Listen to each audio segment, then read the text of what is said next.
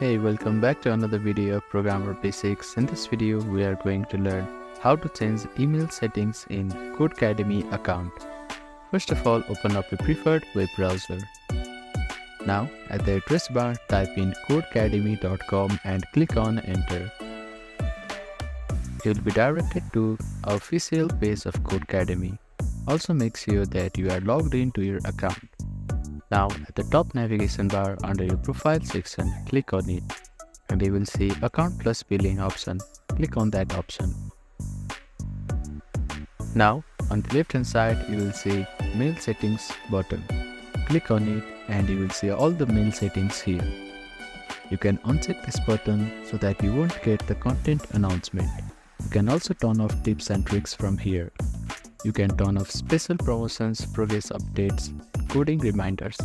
Simply click on this checkbox here. To enable it, you can again click on this. Now scroll down a little and you can also change the time zone from here. Select the respective time zone. If you do not want anything to come to your email, you can simply unsubscribe from everything by toggling this button here. After that, you will need to click on Update Email Settings here. So that is how you can change your email settings in Codecademy account.